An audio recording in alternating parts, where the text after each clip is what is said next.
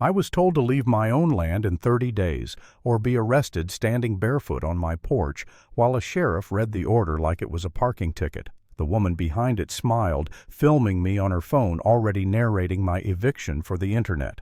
And the wild part is, she wasn't even standing on HOA land, she was standing on mine. My name's Marcus Reed, and I moved to the mountains for one reason: peace. After selling a tech company years back, I bought a spread of land outside a tiny Colorado town and built a cabin the slow way woodstone sweat quiet. No neighbors close enough to wave at no streetlights, no meetings about approved paint colors. Just me, the pines, and a gravel road that ends at my gate. That peace lasted a long time. Then the lots near the entrance started selling one by one to people who loved mountain living as long as it had Wi-Fi and rules. And that's how Delilah Price showed up. First time I saw her, she came flying up my private road in a white SUV like she was late for a board meeting. Lululemon spotless nails, giant insulated cup in her hand, phone held out in front of her like a badge. She didn't knock. She marched. "You're illegally occupying HOA property," she said, like she was reading it off a script. Then she waved a thick stack of paper at me, bylaws highlighted, tabbed the whole performance. I just stared because I hadn't heard anyone say HOA out loud in ever. I told her calmly, "Ma'am, there is no homeowners association here." She snapped back, "There is now," and started taking photos of my cabin like she was documenting a crime scene.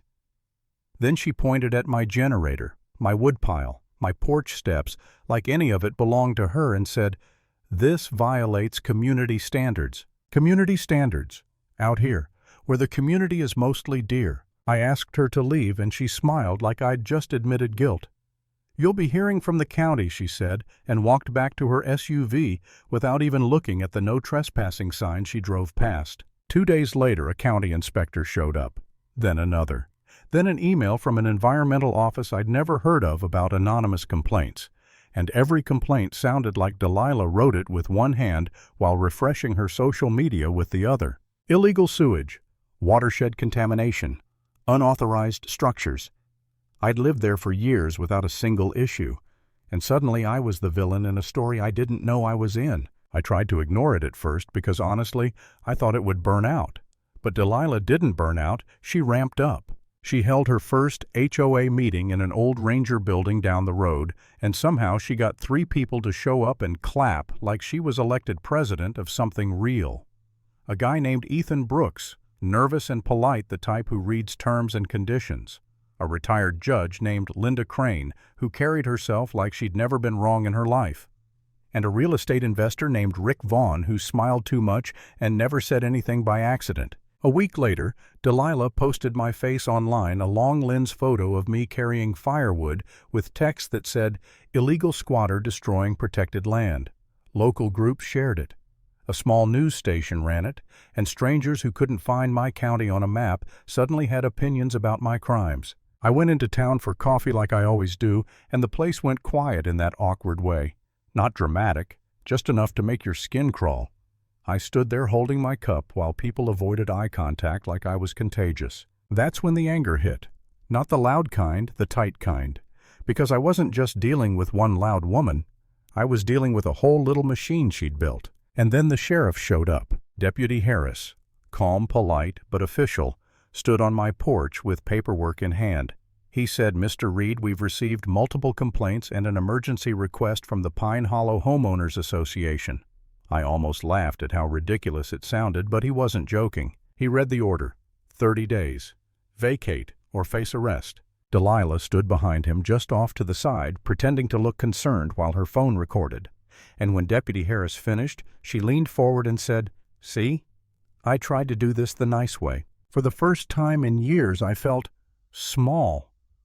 Not weak, just boxed in. Because when someone turns paperwork into a weapon, it doesn't matter how calm you are. It matters who the system believes. That night I sat at my kitchen table with the order spread out like it was a diagnosis. Wind rattled the windows, the generator hummed, and I caught myself thinking, what if I just leave? Not because I thought Delilah was right, but because I was tired of fighting shadows with forms and stamps. I didn't spiral into some dramatic guilt trip. It was simpler than that. I was one person alone on a mountain staring at a legal clock that didn't care about the truth. The next morning I drove into town and hired a real estate attorney named Patricia Miller. Sharp, practical, the kind of lawyer who doesn't waste words.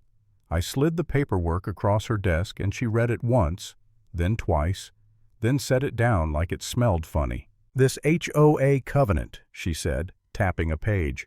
"Where did this come from?" "I'm guessing." "Delilah," I said. Patricia nodded slowly. "Yeah, that tracks." She pulled county records, deed history, survey maps, the boring stuff that decides who owns what. And by the end of the week she looked up at me and said, "Marcus, none of this is legit. Not it's questionable. Not we'll argue. Straight up, not legit. The HOA filings didn't match record numbers. The boundaries were wrong. And the biggest tell was simple. Their so-called HOA land didn't actually exist as an HOA at all." Then Ethan Brooks showed up at my door, pale eyes darting like he didn't want to be seen. He said, "I need to tell you something. I think Delilah's making this up as she goes." He handed me printed emails, meeting notes, a drafted surrender agreement, and one message from Rick Vaughn that made my stomach go cold. It wasn't about community standards. It was about access. They needed my stretch of land to reach the back lots. Without my road, their big development dream was just a fantasy on paper. And Delilah was using HOA authority like a crowbar to pry open a path they couldn't buy. That's when something in me clicked back into place. Not rage, focus.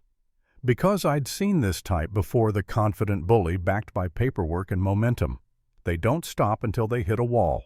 So we built one. Patricia filed a response that demanded proof, real proof, recorded proof. And we documented everything, every trespass, every threat, every official notice Delilah taped to my gate like she owned my mailbox. Meanwhile, Delilah got cockier. She started showing up more, always with that phone out, always narrating. "Look at this illegal structure," she'd say, panning over my cabin like she was filming a nature documentary about criminals. Then came the day she tried to finish it. She rolled up with Rick Vaughn and a notary, 3 people on my porch with folders and pens like it was a business closing. Delilah put on that syrupy voice. "Marcus, this doesn't have to be ugly. Sign this, take the payout, and we'll let you leave with dignity." I didn't touch the paper. I just looked at her, and I let the silence stretch long enough to make her uncomfortable. Rick leaned in like he was explaining something to a child. "You're stuck, man. The court's on our side. The HOA's on our side. Just take the money." Delilah's smile tightened, then she dropped the sweet act and went sharp. "If you don't sign, we'll make this worse. We can keep the pressure on you forever." There it was. Not protecting the community, not saving the environment, just control. I nodded slowly like I was considering it, and I watched Delilah relax, thinking she'd finally broken me. Then I said, "Before I sign anything, could you just say on the record that the Homeowners Association has authority over this land?" Delilah blinked. "Of course we do," Rick added. "We've got documents for everything." Patricia stepped out from inside my cabin, calm as ice, holding a folder that looked heavier than theirs. She said, "Actually, you don't." Delilah's eyes flicked to her, annoyed. "And you are," Patricia didn't play along, "the attorney representing the legal owner of this property." Rick frowned. "Legal owner is right there," he said, pointing at me like I was a problem to be moved. Patricia opened the folder and laid down a stamped county survey map, then a deed record, then a chain of title printout that made Delilah's highlighted bylaws look like a school project. Delilah's mouth opened, then closed. She grabbed for the papers, actually reached, and Patricia snapped, "Don't touch that." Deputy Harris's truck turned up the road tires, crunching gravel because Patricia had already called him the moment Delilah threatened me again.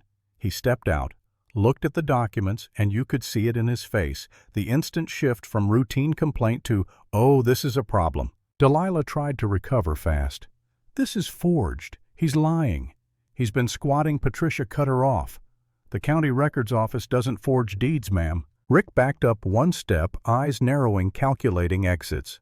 Delilah stayed planted because people like her don't retreat. They double down. Deputy Harris asked her for her identification, then asked Rick for his, then asked why they were trespassing on private property with paperwork designed to transfer land under threat. Delilah finally looked scared, not emotional, not dramatic, just that cold fear when someone realizes the script isn't working anymore. She tried one last move, pointing at me. "He's the problem. He's ruining this community." And Deputy Harris said, "Ma'am, the only thing I'm seeing ruined right now is your story." Delilah's phone was still recording, held up in her shaking hand. And for the first time since she showed up in my valley, she had nothing to say that helped her. She didn't get dragged off in some movie moment. She just stood there while reality took her power away piece by piece. Paperwork, authority, confidence, until she was just a trespasser on someone else's porch. As she walked back to her SUV, her face tight and pale, she looked at me like she wanted to burn the mountains down out of spite. I didn't argue. I didn't gloat. I just watched her leave. Because the moment she lost control, the whole HOA fantasy collapsed with her. Lesson: when someone swings authority like a weapon, don't swing back, bring receipts.